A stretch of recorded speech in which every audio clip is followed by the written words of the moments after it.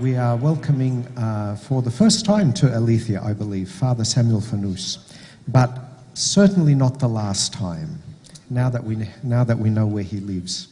We actually don't, but we have his number. So Father Samuel is a lecturer at St. Cyril's Coptic Theological College down in Carlton, where, if I may make an advertisement very quickly, there are many fascinating and wonderful courses that allow you to dig quite deeply into really interesting and relevant topics, whether in theology or in a little bit of philosophy even, and in particular in history. So that, I believe, is Abuna's specialisation. So he lectures in the history of the church at the college. And tonight he's going to be speaking to us about the Emperor Constantine, who in some circles is a controversial figure, and of course in our church is considered a saint. But I won't tell you any more about him, because I'm sure Abuna's going to do that for us. So over to you, Abuna. I'm going to be talking a bit about St. Constantine, or Emperor Constantine. It's a very interesting topic. The second Abuna mentioned the topic to me of Emperor Constantine, I knew exactly where it was headed. Put your hands up, anyone who knows who Emperor Constantine is. Put it all the way up if you're like full bottle on Emperor Constantine, like you know a lot. Put your hand full way up, like this. Put it halfway up if you're like half bottle.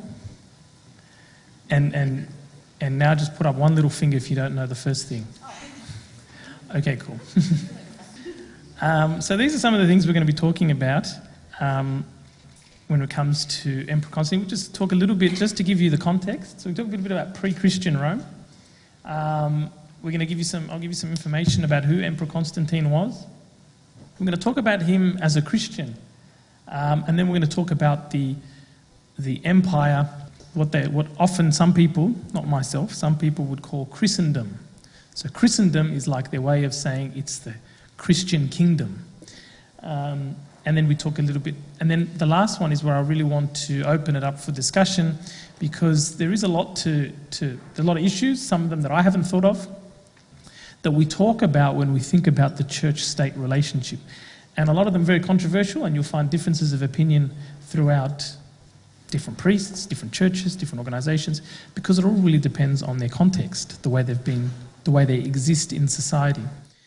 And so I really want to open that up to discussion for you guys to give your opinions. Any hairy questions, we can direct them to Abuna here, and then we can go from there. So, pre-Christian Rome. So, everyone knows that, well, maybe not, but the church started with Jesus Christ, in essence. Now, he sent his 12 disciples out, and these, literally, you're talking about a core group of people in the middle of Judea, in the middle of Jerusalem, a core group of followers, 12 disciples. You're talking about some followers. Then you talk about St. Paul, and now the church starts to spread. And we know that St. Peter converted 3,000 in one day. Now, the interesting thing about Christianity is that from its very inception, it was persecuted. From the very beginning, the moment it came into being, almost immediately it was outlawed. It was an outlawed religion. And for its entirety, and certainly with the Coptic Church, that has continued up until the present day. That it really is a persecuted church. And there's a big difference between different religions' development. So, for example, in Christianity, there is not one historical record, pretty much, of anyone raising a sword to further the cause of Christianity. It didn't spread by the sword. But Christianity spread from literally, let's say, 100 people in this obscure little place in the Roman Empire to within 300 years, we're going to see how it converted an entire empire without lifting a sword. And the way it did it was through martyrdom. That's my belief, that almost one of the strongest tools the church had was the witness, martyrdom means witness, the witness of laying down your life for Christ.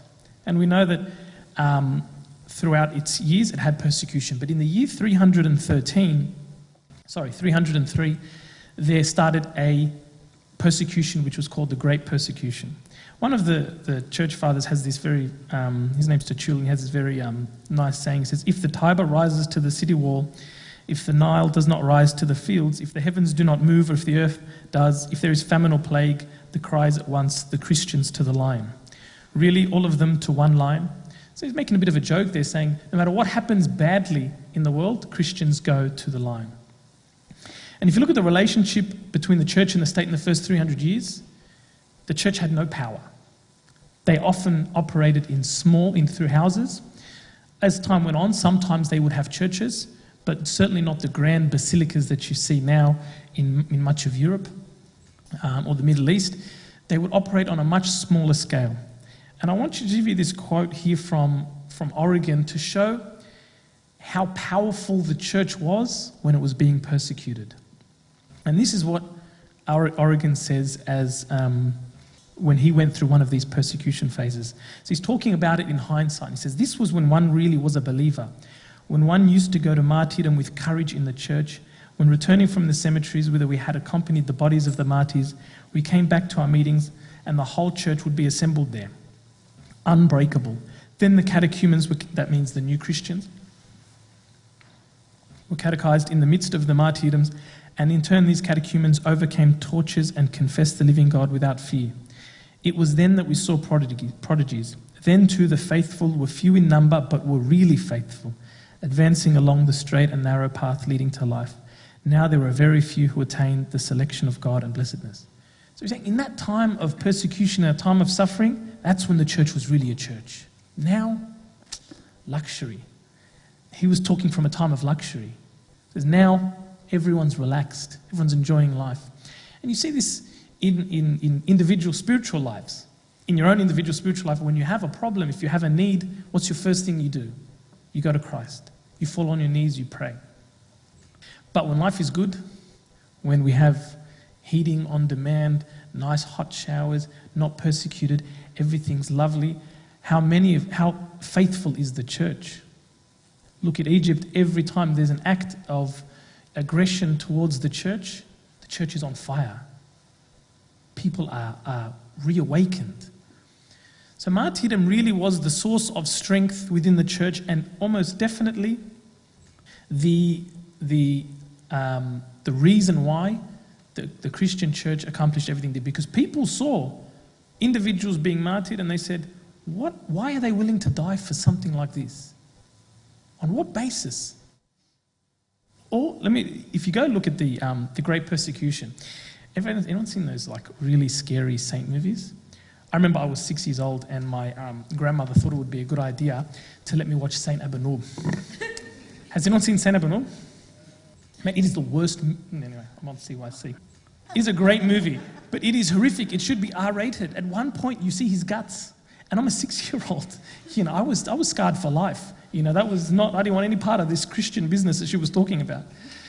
And when you watch these movies, you get the impression that the governors and the rulers that persecuted the Christians are fanatics.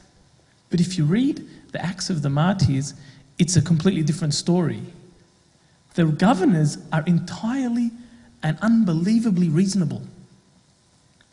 So they would call up someone and they'd say, listen, all we're asking you to do is take this little drink and pour it over the idol. That's it, just a token gesture. Just sign here. That's entirely reasonable. But the Christians were fanatic. The Christians once said, under no circumstances. So the Roman Empire, we talk about Diocletian as though he was some monster, but he was actually a very reasonable ruler who governed and reorganized the Roman Empire in not such a bad way. But it's the Christians who are fanatics, and if you look at that fanaticism, it's what drove people to Christianity. Said, why are these people so fanatic that they won't even do this little thing over an icon? Over an idol.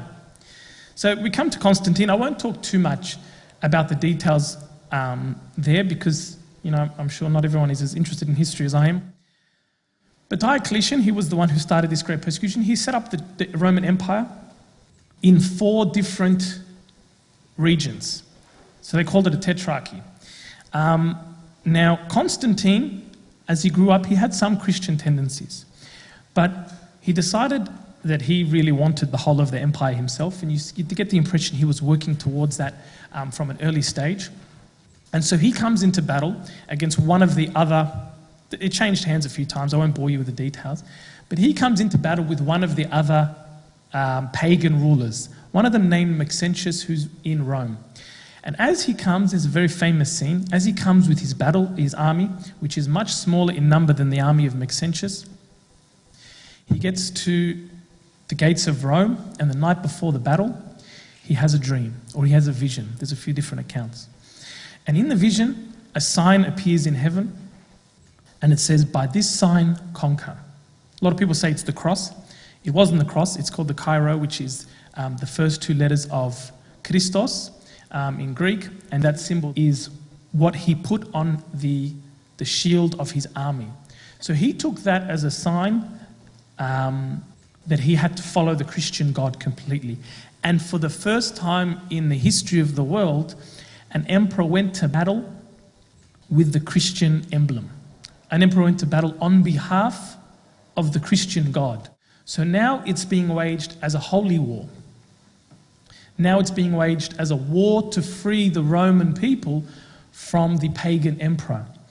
And with that smaller army that he had, he defeated the army of Maxentius, he freed Rome and was hailed as a liberator. Over the next 10 years, he eventually unifies the whole of the Roman Empire under his command. But in the year 313, 10 years after the Great Persecution had started, now in some places the Great Persecution was worse than others. In Egypt, it was terrible. In the Middle East and Egypt, in those areas, in the East, it was terrible. In the West, it wasn't so bad because Constantine ruled in those areas beforehand, and it wasn't so bad. But in the East, that's why we have such a very strong memory. We have the Coptic New Year, which is the year of the martyrs, because we started counting from then, and we said this is the new year, because it was such a horrific event, or a very memorable event in the mindset of Coptic Christians. But in the year 313, he signed the very famous Edict of Milan, and this granted toleration to all religions. Not just Christianity, paganism, everyone had toleration. So there was to be no more persecution in the Roman Empire. It continued on a little bit, but don't worry about that. So he unified the Roman Empire under himself. So now you have Emperor Constantine, the Christian ruler, the Christian emperor who has united Rome. And we'll talk just very briefly about Constantine as a Christian. So there's a lot of controversy now. If you read any historical books, of the last 100 years about Constantine, there'd be a big question of whether he was even a Christian. A lot of people say that the coins that he minted at that time were still in the inscription of Sol Invictus, the unknown sun. So the Roman emperor, which they worshipped, came this, cult of worshipping the sun. So that continued even after he was a Christian. And paganism was tolerated. And so Constantine, it seemed, proceeded very, very slowly. But he granted privileged status to the Christians. And this is where things get a little bit hairy. Christian clergy now are not taxed. Sunday is established as a rest day. So these are good things. I pray to church now. And one of the biggest problems that I have in that church is people working on Sundays. People can't come to church if they're working on Sundays. You meet people like, I'd love to come to church. Unfortunately, I work every Sunday. It's kind of a wrap, isn't it, on their journey into Christianity? And so it's a good thing that he established things like that. But grand churches are now built. You have these beautiful big basilicas. You have all of these money and resources being spent and put into the Christian churches. Is this such a bad thing? When I go to Rome, when I go to Europe, we go to these beautiful churches. It's a beautiful thing that our churches are grand and beautiful.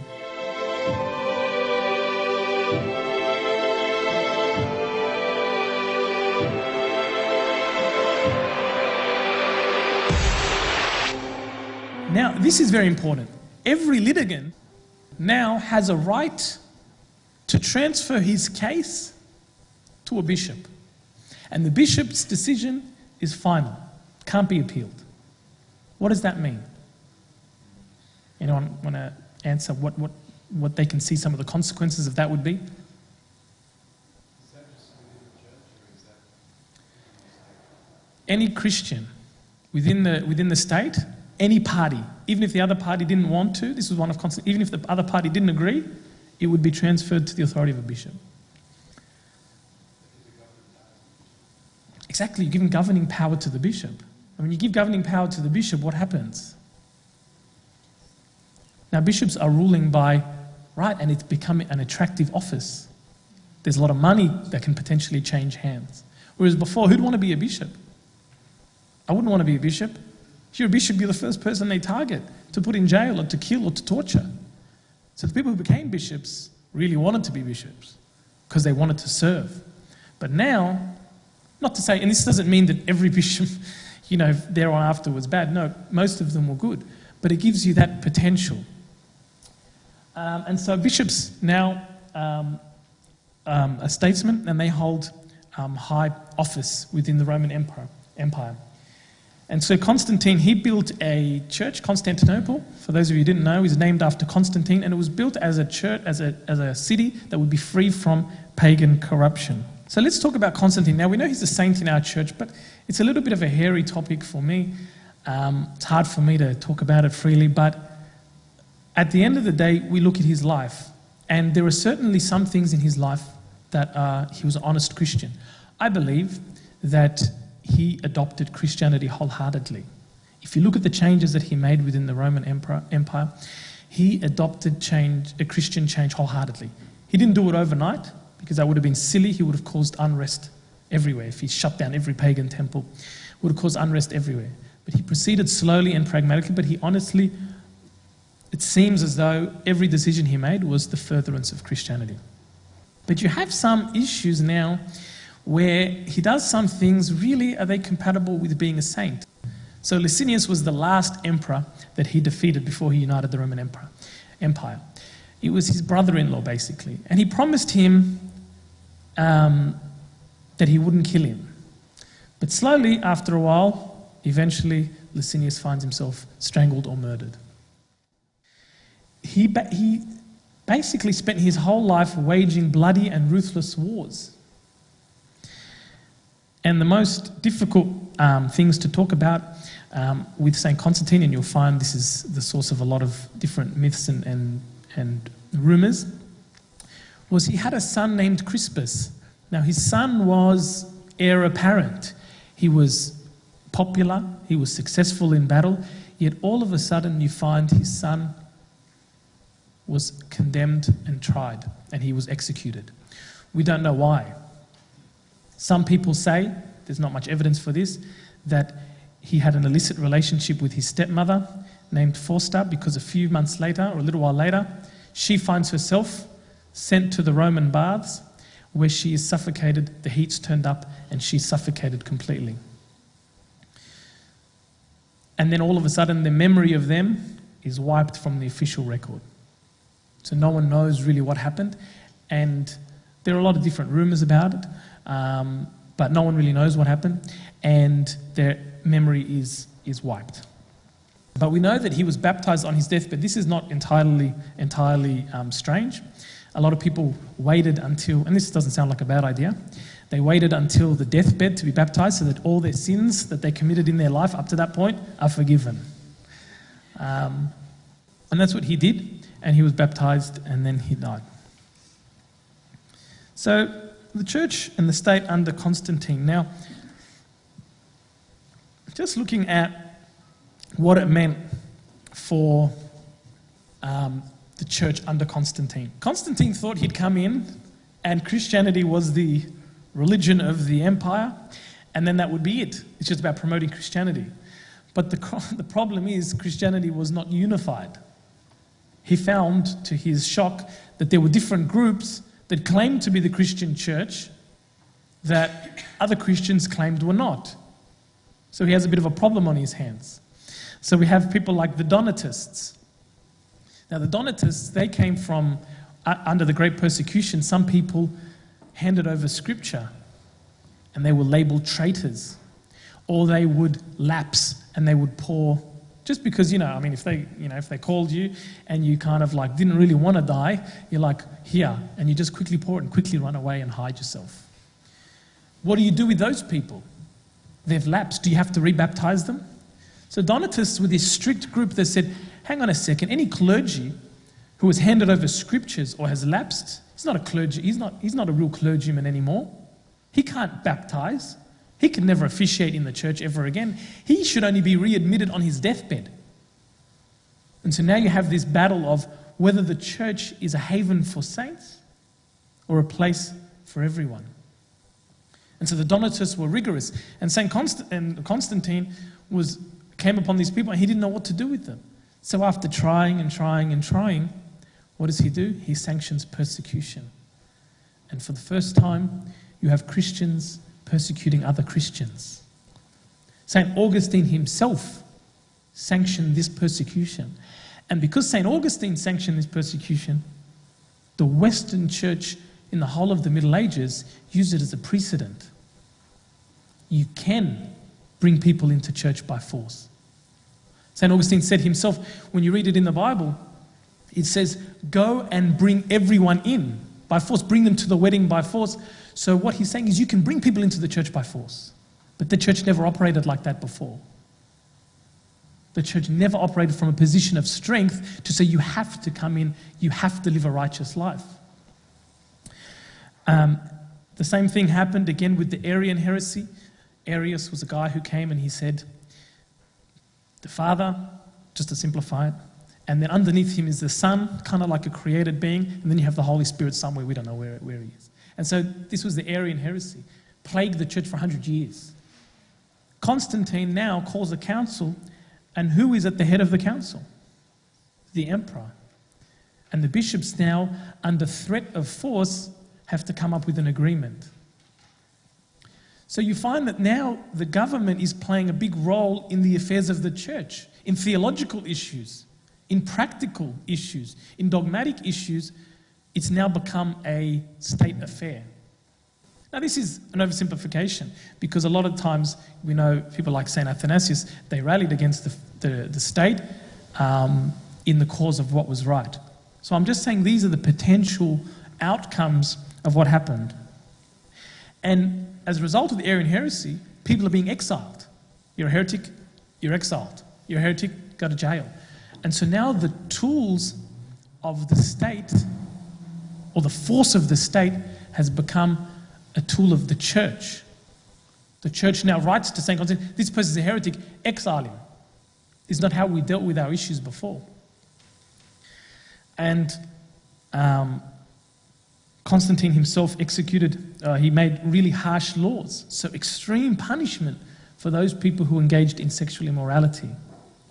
Is this the role of the church? To dictate to people how to live?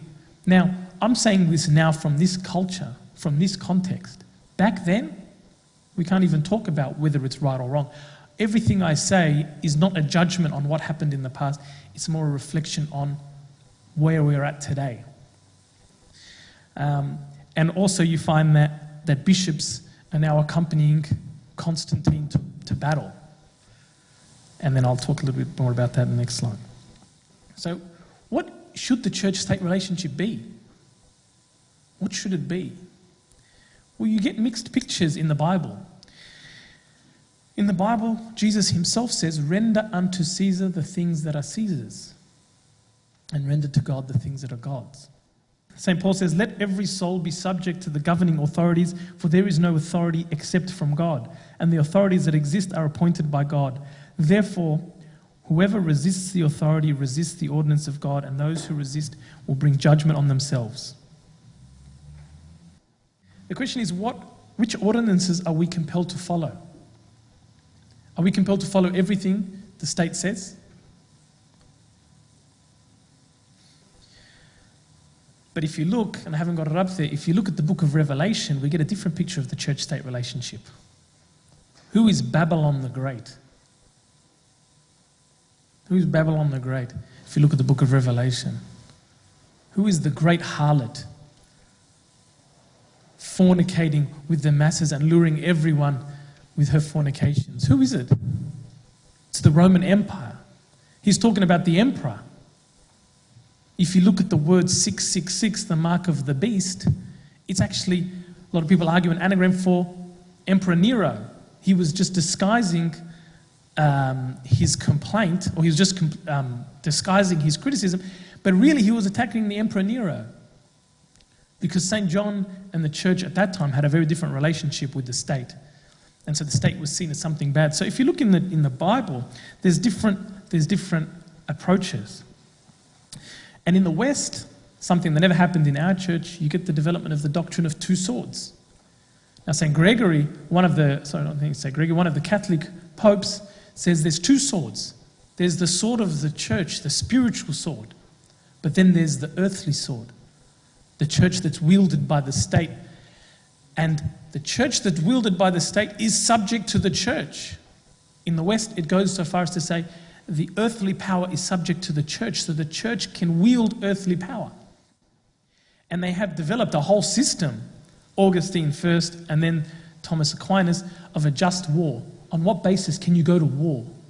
Now the church is justifying war. Is this really what we think of when we think of the church? To say, yes, you can go to battle. War is the worst thing that can happen to a society, and in some circumstances the church is justifying it. Maybe in some circumstances it is justified, but how easy is it to manipulate those justifications to achieve your purposes? So these are all potential really hairy issues, and they've played out. If you look in the Middle Ages, the Crusades were just wars. But how much brutality, how many people lost to the faith? How many people today say, because of the Crusades, I don't want to be a Christian? How many people today say, look at what the church has done? They forget everything good that the church has done, but they remember the Crusades. Everyone remembers the Crusades. No one even knows what the Crusades were, but they go, the Crusades. I'm not a Christian because of the Crusades. And so that's what happens when the church wields earthly power. And this is from Metropolitan Anthony Bloom, which is a very nice saying. It says, the church must never speak from a position of strength. It ought not to be one of the forces influencing this or that state. The church ought to be, if you will, just as powerless as God himself, which does not coerce, but which calls and unveils the beauty and the truth of things without imposing them. As soon as the church begins to exercise power, it loses its most profound characteristic, which is divine love. That is the understanding of those it is called to save and not to smash. So this is a very nice quote from Metropolitan Anthony Bloom, which I will close with. This is kind of where I fall, on the debate, in that the church in a position of strength is never as successful as when it comes from a position of weakness.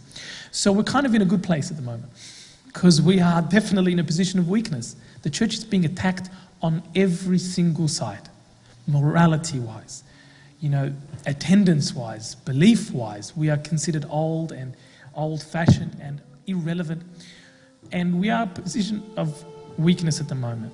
And so now in our position of weakness, we have an opportunity to approach the world and show them a love that is not there, a divine love that is not there in the world in what they're seeking. That was a very interesting night, and we'd like to really thank Father Samuel for coming and leading us in that discussion. Yeah, thank you very much, Edwina.